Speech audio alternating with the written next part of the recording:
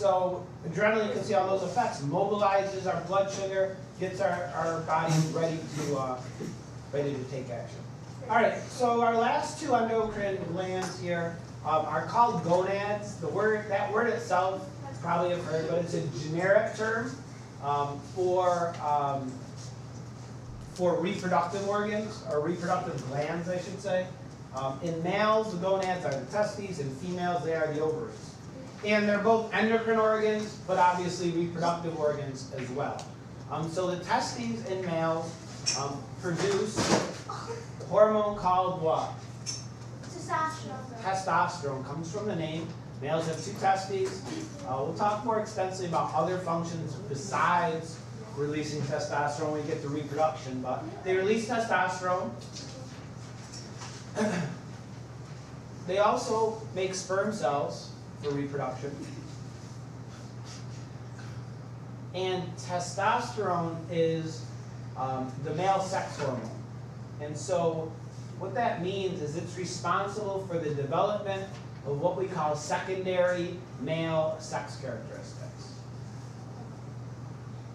So obviously there are anatomical differences between men and women, but there are these secondary sex characteristics. Things if you think of male, you probably think of these things: a deeper voice. Okay, that's partially controlled by testosterone. Okay, more body hair. Again, that increases with an increase in testosterone. So these control male sex characteristics, things that are distinctive to males. And levels of testosterone in the body change as people go through puberty and development. In females, the gonads are the ovaries. Again, there are two. Okay? And the ovaries produce the female sex hormone, which is what? Estrogen. So they release estrogen. They also produce egg cells. And estrogen is responsible for secondary female sex characteristics. Things like changes to the shape of the pelvis bone, breast development. Those are reproductive cycle, menstrual cycle. Those are partially controlled by estrogen. But an interesting fact is that males have low levels of estrogen in their body still, and females have low levels of testosterone also in their body. Wait, how? They're produced in the brain. So these hormones can be produced in multiple places. Okay? And so, testosterone is another secondary male sex characteristic would be an increase in muscle mass. The effects of testosterone on the body are to increase muscle mass. And it's also why people use testosterone as a steroid. Okay? People administer themselves with testosterone, and when they work out, that leads to them developing more muscle mass than they normally would. Now the problem with that is that testosterone affects many different organs in the body, and so there are a whole host of negative side effects that also come along with the use of testosterone.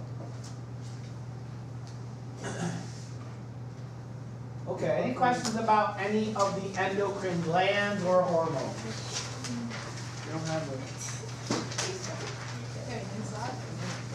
All right, so let's finish up here, because this is another body system.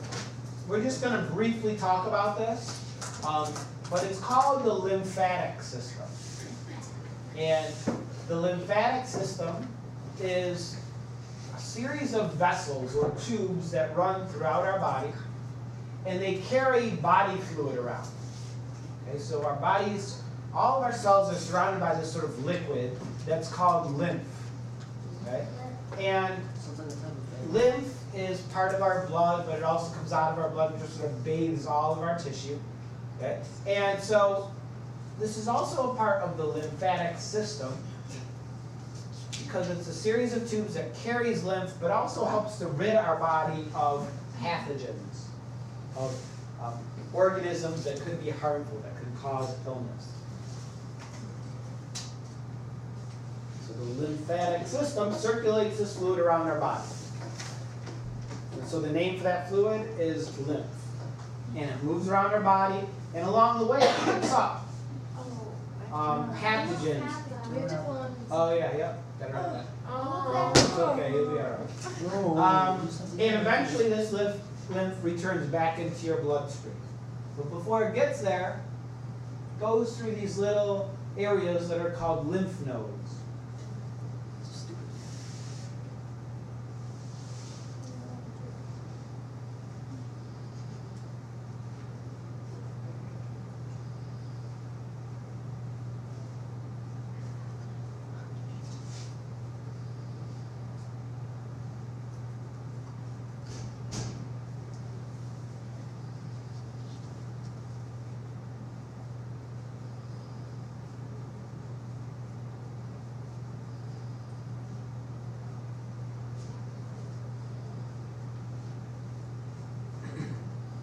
So as this fluid circulates throughout our body, it picks up these unwanted materials, these pathogens, and What's the last other thing? things. What is that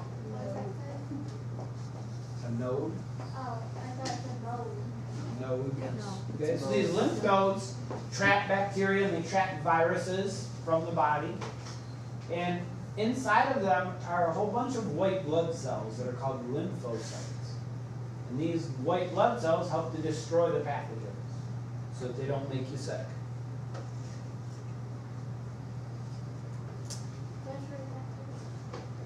You know, if you're had a cold or you're sick, I am. someone might feel and say, oh, your glands are swollen. Has anyone ever said that to you? Wait, no. They're not really talking about your glands. What they're talking about are your lymph nodes. Because when you're sick, your lymph nodes do swell up because they're working very hard. White blood cells in those lymph nodes are filtering out the bacteria or viruses that are making you sick. And so they kind of swell up. We have lymph nodes throughout our body. You can see the little green dots here. Here's another picture of them. But they're concentrated up in the head and neck. Also some in the chest, under your arms and like your armpits. Okay, in the groin area, that's where a lot of these lymph nodes are located. So as this fluid is traveling through the lymph nodes, it filters out all that bad stuff and helps you to get healthy. Yeah. Lucky.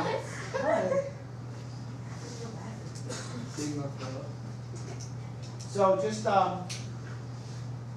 we look here at, lymph goes into these lymph vessels, sort of gets squeezed into them, where it then can get transported around the body.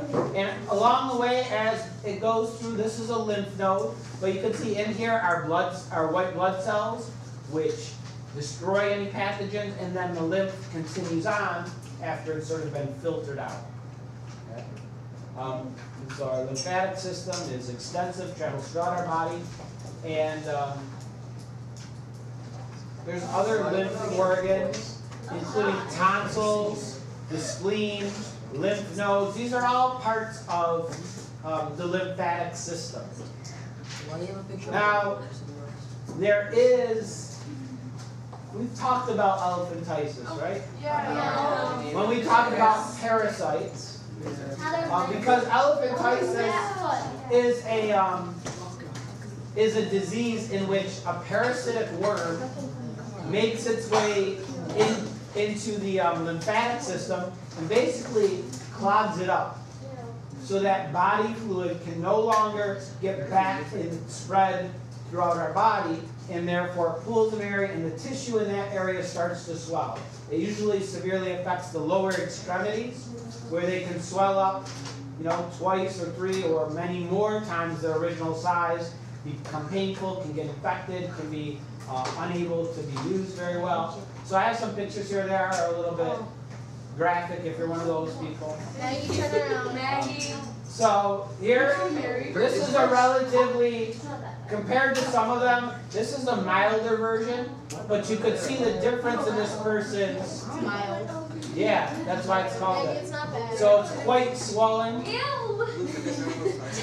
Again, here you have a person showing the difference in one leg, which is affected by the disease, and the other leg is not. So yes, those worms are only clogging That up looks like my Aunt Kim. lymphatic vessels in one. My Aunt Kim. Is it gone? But you're the Oh my person god. That does She not. needs some to an love. extreme, She looks like and it can get even worse than that. Oh my gosh. How did she walk? You don't let it sit. Sometimes a person can no longer Oh my God. even walk because